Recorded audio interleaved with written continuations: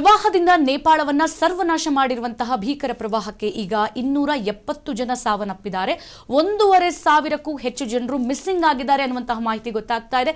ಆ ಮಿಸ್ಸಿಂಗ್ ಆದ ಜನರಿಗೆ ತೀವ್ರ ಶೋಧ ನಡೆಸಲಾಗ್ತಾ ಇದೆ. ಸದ್ಯ ನೇಪಾಳಕ್ಕೆ 133 ಭಾರತೀಯರು ಹೋಗಿದ್ರಲ್ಲ, ಅವರು ಕೂಡ ನಾಪತ್ತೆಯಾಗಿದ್ದಾರೆ ಅನ್ನುವಂತಹ ಮಾಹಿತಿ ಗೊತ್ತಾಗ್ತಾ ಇದೆ.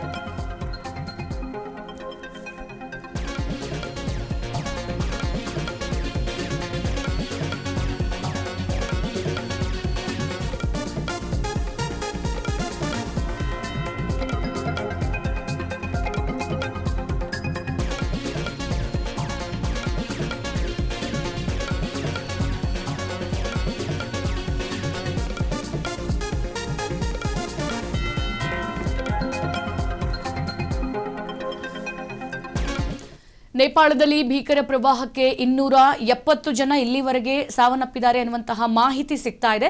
ಮತ್ತೆ 1,500ಕ್ಕೂ ಹೆಚ್ಚು ಜನರು ಮಿಸ್ಸಿಂಗ್ ಆಗಿದ್ದು, ಅವರಿಗಾಗಿ ತೀವ್ರ ಶೋಧವನ್ನ ಕೂಡ ನಡೆಸಲಾಗ್ತಾ ಇದೆ. ಮತ್ತೆ ನೇಪಾಳಕ್ಕೆ ಭಾರತದ 133 ಜನ ತೆರಳಿದ್ರು, ಅವರು ಕೂಡ ನಾಪತ್ತೆಯಾಗಿದ್ದಾರೆ. ನೇಪಾಳದ ರಾಸುವಾ ಪ್ರಾಂತ್ಯದಲ್ಲಿ ಅತಿ ಹೆಚ್ಚು ದುರಂತ ಸಂಭವಿಸಿರುವಂಥದ್ದು. ಸ್ಮಶಾನದಂತಾದಂತಹ ನೇಪಾಳದಲ್ಲಿ 3 ಜಿಲ್ಲೆಗಳು ಕೂಡ ಕಳೆದು ಹೋಗ್ಬಿಟ್ಟಿದೆ, ಎಲ್ಲಿದೆ ಅಂತ ಗೊತ್ತಾ ಇಲ್ಲ. ನೂರಾರು ಮನೆಗಳು, ಸೇತುವೆ, ರಸ್ತೆ ಎಲ್ಲ ಕೂಡ ನೀರ್ಪಾಲಾಗಿದೆ. ಸೊ ಅಲ್ಲಿ ಒಂದೇ ಒಂದು ಕುರುಹು ಇಲ್ಲ. ಇಲ್ಲೊಂದು ಗ್ರಾಮ ಇತ್ತು, ಇಲ್ಲೊಂದು ಊರಿತ್ತು ನೇಪಾಳ, ಇದೊಂದು ರಾಸುವಾ ಅನ್ನುವಂಥ ಜಿಲ್ಲೆ, ಇಲ್ಲೊಂದು ನದಿ, ಯಾವುದು ಕೂಡ ಗೊತ್ತಾಗ್ತಾ ಇಲ್ಲ. ಒಂದೇ ಒಂದು ಸಣ್ಣ ಕುರುಹು ಸಿಗದೆ ಆ ಊರು ಸರ್ವನಾಶ ಆಗೋಗಿದೆ.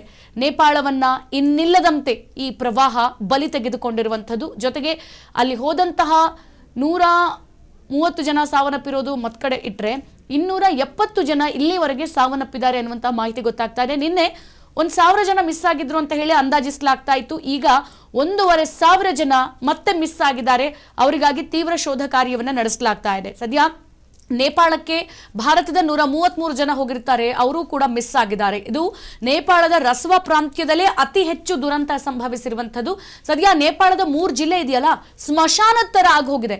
ನೂರಾರು ಮನೆಗಳಿತ್ತು, ಸೇತುವೆ, ರಸ್ತೆ, ಅಲ್ಲಿ ಯಾವುದು ಕೂಡ ಇಲ್ಲ. ಆ ರೀತಿಯಲ್ಲಿ ನೀರ್ಪಾಲಾಗಿರುವಂಥದ್ದು. ಇಸಿ ಕುರಿತಂತೆ ಮತ್ತಷ್ಟು ಬ್ರೇಕಿಂಗ್ ಲಭ್ಯವಾಗ್ತಾ ಇದೆ. ಸದ್ಯ ಪ್ರವಾಹ ಕಡಿಮೆಯಾಗ್ತಾ ಇದ್ದಂತೆ ಹೆಣಗಳ ರಾಶಿಯನ್ನ ನಾವಲ್ಲಿ ಗಮನಿಸಬಹುದು. ಯಾಕಂತಂದ್ರೆ 1,500 ಜನ ನಿನ್ನೆ ಕಣ್ಮರೆಯಾಗಿದ್ರಲ್ಲ, ಸೊ ಅವರಿಗಾಗಿ ತೀವ್ರ ಶೋಧವನ್ನ ಕೂಡ ನಡೆಸಲಾಗ್ತಾ ಇತ್ತು. ಆ 1,500 ಜನರ ಮಿಸ್ಸಿಂಗ್ ಹೆಂಗೆ ನಮಗೆ ಸಿಗ್ತಾ ಇದೆ ಲೆಕ್ಕ ಅಂತ ಅಂದ್ರೆ, ಹೆಣಗಳ ರಾಶಿ ಬಂದು ತಲುಪ್ತಾ ಇದೆ. ಈಗ ದೊಡ್ಡ ಸಮುದ್ರದ ಅಲೆಗಳು ಬಂದು ಬಡದಂಗೆ ಹೆಣಗಳ ರಾಶಿ ಬಂದು ಬೀಳ್ತಾ ಇದೆ. ಸದ್ಯ ನದಿ ತಟದಲ್ಲಿ ಎಲ್ಲೆಂದರಲ್ಲಿ ತೇಲಿ ಬರ್ತಾ ಇದೆ ಶವಗಳು ಎಂಬ ಮಾಹಿತಿ ಗೊತ್ತಾಗ್ತಾ ಇದೆ. ನದಿಯಲ್ಲಿ ಮಕ್ಕಳು, ಮಹಿಳೆಯರ ಶವಗಳು ಕೂಡ ಪತ್ತೆಯಾಗ್ತಾ ಇದೆ.